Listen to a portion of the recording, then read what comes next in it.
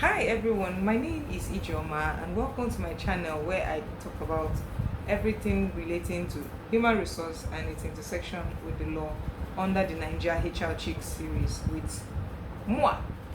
So the last time I started a series where I spoke about addressing mental health issues related conversations with employees, and today's topic is flowing from that theme, but I'm going to be talking about a rather dicey topic, but I'll try and see if I can walk through it in this video. Let's go. So today we're going to be talking about how to handle sexual harassment claims as a HR professional in 2021, especially. We know what's happening around the world. We have the Me Too movement, we have the Black Lives Matter movement, we have a lot of movements coming up. Everyone is being given a voice, albeit on social media. But how do you handle sexual harassment claims when they come to your table as a HR professional? Now, we know our role is not just, of course, because you love people, obviously, but you are playing a strategic role in the sense that you are part management and also part employee. Now, what occasioned this video was something I read on Instagram. An employee who had served her compulsory National Youth Service Corps at a leading insurance company came online to complain about the fact that a senior person, and what's painful about this situation is both parties involved were also lawyers, colleagues, albeit, and it's painful because you would think that there's a code of ethics that's supposed to guide our conduct in the workplace, aside from the fact that you work for a certain employer, for instance, right? As lawyers, but we will get to that in another video, obviously. So what happened was she had made a complaint to HR, a certain person in HR, and long story short, because she did not present convincing written evidence, there was a panel set up, but we ended up in her being let go, in essence. And now what we're seeing is if this lady in question decides to take this matter forward, she could actually end up suing that leading insurance company, and she would win in courts. Now, I wrote out some things, and if you'd work with me, I'll just read through them quickly and just discuss them instead. So what I listed out was, okay, the very first thing that you're supposed to do is, I don't want to assume that every company doesn't have a complaints procedure or a grievance handling procedure, or even something as basic as a staff handbook, because these things guide conduct in the workplace, and it also comes in handy if situations like a claim arise. You are able to shield yourself as a HR person, and more importantly, your employer, who you and the affected reporter probably work for. Now, what this complaint procedure at a go should contain is, one, it should have a culture that is tailored to the organization, and it should include the fact that it takes, number one, a complaint seriously. It is acting upon that complaint. Sometimes it's depending on the complaint, immediately, or at least give a timeline.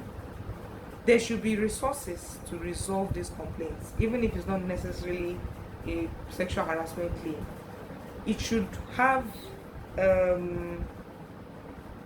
portion or a clause that, albeit, I'm trying to look for the right word, makes the reporter feel safe, that a healthy environment is going to be created for them.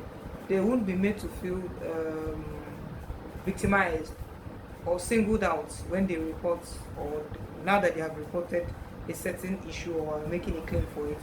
It should be able to communicate decisions and actions that has been taken by the organization or employer following that complaint. Now, you're seeing the way it has been laid out. Number one, it should have a clause that tells you that it's reported that your report is being taken seriously, it's been acted upon, you are in a safe place, and more importantly, these are the actions that have been taken. And I think that is where the grievance or the panel, albeit being set up in this other instance scenario that I made reference to, come into place. Now, the first thing is when you receive a complaint at work, this is not the time to start remembering, oh, this colleague of yours or employer was late to work that day. I'm sorry, you need to be open to receiving that complaint. That is not the time to start reminding them that, oh, maybe if you're probably early and not coming late, you might not be facing. No. Number one, you have to let them know that that harassment, whatever happened, whether it is physical or emotional or psychological, is not their fault. Do you understand? You need to make plans upon listening to the person, whether you are, is it something that you need to take the complainant into like a safe place because you are afraid for their immediate danger? Is the person who is being reported known to have like a history of abuse, or you know that, okay, if I don't safeguard this person's life, albeit something might happen to him or her? Or the next thing is, depending on who you are reporting to, you're reporting to management or reporting to a board, it's always advised to make a report immediately. Once a complaint like this has been made, you need to take steps, because we wouldn't want a situation where an employee comes, like in this case, to social media to say, oh, FYI, I made a complaint on the 1st of May, and up until the 15th of May, nothing was done about it, even when I approached HR. Because if these claims were to go to court, you are most likely going to be called in for questioning to explain your role in the whole claim handling process. Now, you need to document carefully. This is where most people, I think that you need a lawyer more often than not because the lawyer has to be someone working with you. It could be a consultant who comes in on occasions such as this to advise. It is always advised to just use neutral language. Try as much as possible to avoid using legal jargon. You are not a lawyer. Do not try to be a lawyer so that you do not end up in hot water. Be very careful of emails. I'm not saying you shouldn't use emails. Yes, emails are good for reporting, but always, as much as possible, follow it with documents that people can hold. If it has to be uploaded to Google Drive for people using G Suite, for instance, or OneDrive for people using Office 365, this is like email applications, do that, so that either way, where we're looking for concrete evidence that, oh, a report was made by you who is a HR person, you can lay claim to say, yes, not only did I make this complaint or make this report, but I also made a scan or made copies of evidence that was presented to me by the said complainants. Now, this is where you come to the investigation of the harassment. What is the first thing you look out for? Like I always say, documentation is key. Be very thorough. Whatever statement they made, the first time they had a conversation with you, date it. Follow it up with an email, copying the relevant persons. What are you doing? You're acknowledging to the employee that you are aware of a complaint they have made, and these are the steps that you have taken, which is the email, and these are the steps that you intend to take going forward. That way they are kept in the loop of whatever you are planning to do about the said claim they are making against the person who is harassing them in the workplace. The second thing is look for opportunities. I know this is the tricky part, because if you don't handle this part well, there's always that likelihood that people may think that, oh, you're supporting the person who the complaint was brought against, but you also need to be sure that there are two sides to a story. This is not about the law, talking about two sides to a story, but you need to be sure that someone can corroborate it.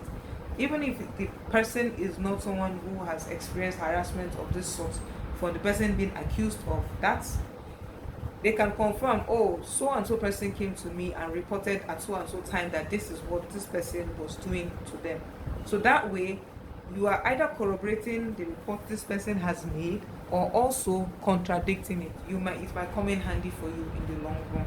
And as much as possible, I know Nigerians, we love to talk, but this is the time as HR professional you need to what? maintain confidentiality of everyone involved in the process. The person who made the report, the person who is being reported, yourself, and management. It should be in such a way that it does not affect work at the workplace. People do not need to know that there's anything like this going on.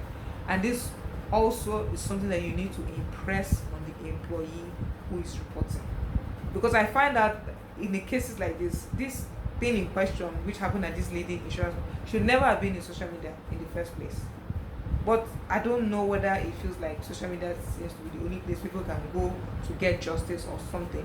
Because if it is not handled carefully, you could find a situation where there's a defamation of character suit being leveled against you as HR person or even the organization. Now you don't want those kind of legal liabilities in your file, right? So this is where you need to be very careful. Maintain confidentiality. Then the last one, please, I know it is hard. I'm a lady and a lady comes to me to report and I'm a HR professional. I know you want to join hands, but you need to stay neutral. It's going to come in handy because the time will come in a panel where you have to speak and state your position. That position should not be tilted towards the accuser or the accused. Do you understand?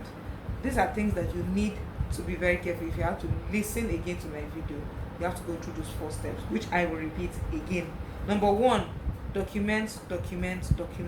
Number 2, look for opportunities to corroborate or contradict the allegation. Up until the point it gets to court or a panel to be investigated, it is still an allegation. Thirdly, shut everyone's mouth, maintain confidentiality, and please stay neutral. I know it is very hard. This is the part where that part of you as a woman wants to come in, but please try to shut it down. It's very, very important for yourself in the long run.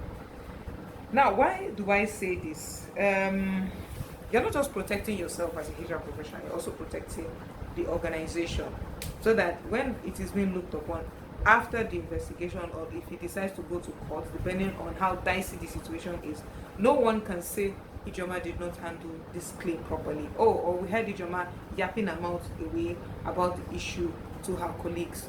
None of these things can be brought against you. Now, what happens after the investigation? How do you get people back to normal? It's not going to be easy, because right now everyone knows, a certain employee has made a complaint. There's that fear of, if this person who is the accused person is still working in the premises, there's a feeling of, he's untouchable. Should I be worried about my job security at this place? Am I the next person that is going to be accused, or am I the next person that is going to be harassed? Those kind of things arise, and if you're not careful in handling these things, you might lose your best talents. It has been known to happen, because you're thinking, if this person is working here, it is okay for me to harass somebody, and it's okay for me to just shut my mouth and leave the organization if I am being harassed, because nothing is going to come out of it. It's very, very tricky. It's a very tricky situation to be in as a HR professional, but I know you will do the right thing. Have you had a sexual harassment claim, laid on your table as a HR professional watching this? How did you handle it? Let me know in the comment section. Is it something that you are praying, signing, making the sign of the cross and hoping that it never happens in the organization? It is bound to happen, whether we are prepared for it. But now that it happens, what do you do about it? And to whoever is watching this video and looking for that legal advice, you know what to do. There are a lot of lawyers online. Look out for them, engage them to advise the organization properly, to make them harassment proof, if there's a word like that. But till I come your way next time, don't forget to follow me on social media, which is of course on LinkedIn. And please share, like, comment, and most importantly, please subscribe to this channel for more content like this. Till I come your way next time, don't forget to stay safe, guys. Corona is still in the country and you do not want to be caught up in its claws. Go and take a vaccine today. I'll catch you guys later.